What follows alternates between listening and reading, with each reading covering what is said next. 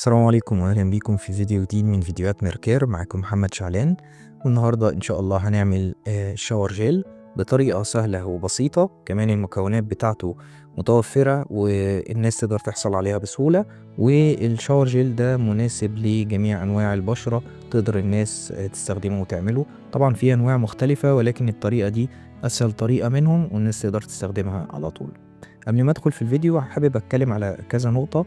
أول نقطة، بيجيلي أسئلة كتير عن أشياء ولكن للأسف بتبقى المعلومات مش صحيحة، معلومات غلط، زي مثلا ليه ما بستخدمش الزنك أوكسايد كمزيل للعرق. الزنك أوكسايد ملوش أي علاقة بمزيلات العرق.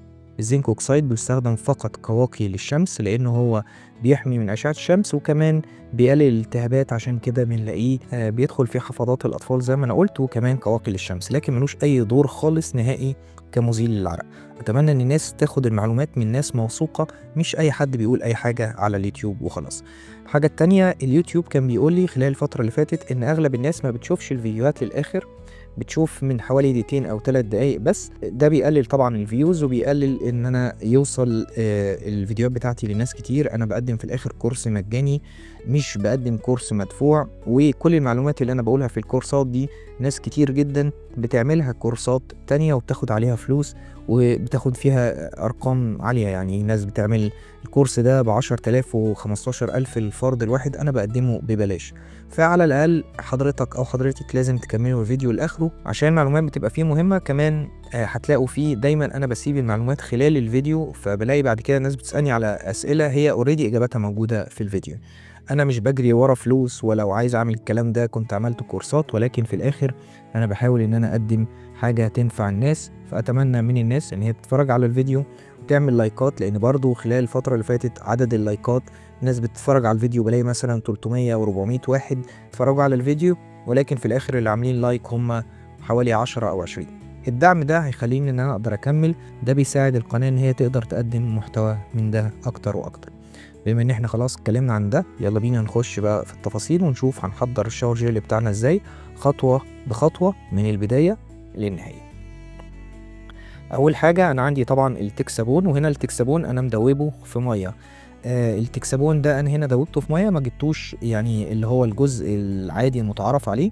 طبعا لو هتجيبوه المتعارف عليه بتسيبوه فترة تدوبوه في مية وبعد كده بتستخدموه. بعد كده عندي الكوكاميد بروبايل 200، وعندي الكوكامايد دي أو اللي باسمه كيمبرلين، وعندي بعد كده هنا الجليسرين. بنزل بالكوكامايد بروبايل 200 الأول وبدوبه في المحلول بتاعي اللي هو بتاع التكسابون دايب في مية. طبعا الناس هتقولي انت ما قلتش بالجرامات. السؤال ده بتسأله كتير. يا جماعة أنا بعمل كميات قليلة، فلو أنا قلت بالجرامات يبقى حضرتك التزمت معايا بالكمية اللي أنا بعملها. يعني أنا هنا بعمل 200 جرام، لو قلت لحضرتك كمية يبقى التزمت معايا بالكمية اللي أنا بعملها. عشان كده بقول بالنسبة المئوية، لان النسبه المئويه سهل ان انت تعمل اي كميه فيها انت عايزها. انا بعد كده طبعا الاول نزلت بالكوكامايد دي اي او الكيمبرلين وهدوب فيه، لان الكيمبرلين بيعلي اللزوجه بتاعه او الكثافه بتاعه المحلول.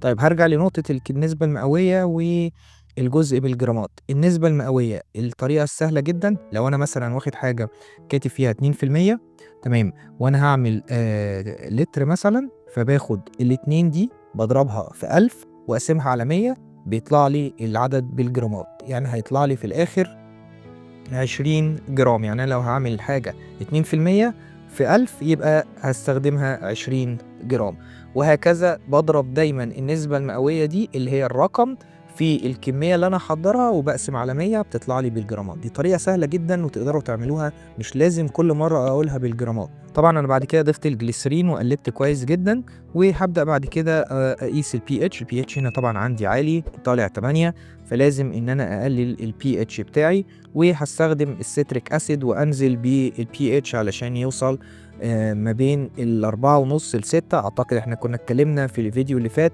بتاع الشرح بتاع البي اتش بتاع الفرق ما بينه وبتاع السكين وبتاع الهير. بالنسبة للبشرة هو من 4.5 ل6، أما بالنسبة للشعر من 4.5 ل5.5، فأنا عايزه هنا يبقى في الرينج بتاعي من 4.5 ل6. أبدأ بعد كده أقيس البي اتش زي ما حضراتكم شايفين طالع عندي هنا 5.5 أهو، مناسب جدا جدا جدا. بعد كده هابدأ أضيف، أنا ضفت هنا جزء من الإيديتا علشان برضو أضمن إن ما يبقاش عندي أي نوع من أنواع الشوائب في المحلول بتاعي. هاجي هنا بعد كده هعمل حركة بقى مختلفة شوية، هبدأ أضيف ألوان مايكا. الألوان دي هتدي للمحلول بتاعي نوع من أنواع لمعان شوية، وهتشوفوا حضراتكم وأنا ماشي. الخطوة دي أوبشنال طبعا، مش عايز تعملها أوكي، ولكن أنا بعملها عشان تدي منظر وشكل جميل. ضفت الأول الجزء الفضي، وبعد كده هنا ضفت جزء أحمر، وبمزج الاتنين مع بعض عشان يطلع لي لون بينك ولكن فيه لمعة فضية. هتشوفوا الكلام ده وأنا معاكم، أنا بس بشرح لكم الطريقة دي. كلها حركات على فكرة. لو بتعمل الكلام ده كمنتج وبتبيعه للناس، الناس بتاخد بالها من التفاصيل دي، بتحس إن المنتج بتاعك منتج غني، منتج كواليتي بتاعته عالي، مش منتج رديء وخلاص وموجود وأي حاجة. بعد كده أنا طبعا ضفت هنا البايكرول WS1 وهي دي المادة الحافظة، ونزلت بعد كده بالعطر بتاعي. وانا العطر بتاعي ده عطر انا عامله اسمه فولكارا. ده عطر احنا اللي عاملينه من مجموعة زيوت واستخلاصات وبتاع. الريحة بتاعته فظيعة جدا جدا جدا جدا جدا، يعني انا اصلا كمان بعمله بيرفيوم ليا، فحاجة فظيعة يعني. هبدأ دلوقتي ان انا اتقله. فطبعا عندي هنا الملح دايب في مية علشان خاطر اتقله، وهبدأ أنزل بيه واحدة واحدة، مش مرة واحدة، واحدة واحدة، وأقلب لحد ما يبدأ يتقل معايا. زي ما حضراتكم شايفين كده بيتقل معايا، بنزل واحدة واحدة مش مرة واحدة. لو نزلت مرة واحدة ممكن يخلي المحلول بتاعي كله يكلكع وفجأة ألاقيه فك. يعني أهم حاجة إن أنا أمشي بالخطوات سليمة. يعني لو أنا حتى لو النسبة مظبوطة، لو نزلت بيه مرة واحدة ممكن يحصل المحلول شوك، فيبدأ المحلول ده يبدأ يفك من بعضه. تمام، فانزل بيه واحده واحده واقلب. زي ما حضراتكم شايفين بدا يتقل معايا جامد جدا جدا جدا جدا جدا. بعد كده انا هكمل بقى بقيه النسبه بتاعته وبتاعه الميه علشان خاطر اوصل للليفل اللي انا عايزه، اللي هو ال 200 مللي او 200 جرام يعني. بس هو طبعا هنا الجرام مختلف عن الملي، فخلينا نتكلم بالملي. هنا هوصل ل 200 مللي علشان خاطر يبقى هي دي الكميه اللي انا عايز اعملها. هبدا اقلب زي ما حضراتكم شايفين كده، وهو بدا يبقى تقيل معايا. بصوا عامل ازاي، هو اللون بتاعه لسه مش باين بس هيبان، هوريه لكم بعد شويه.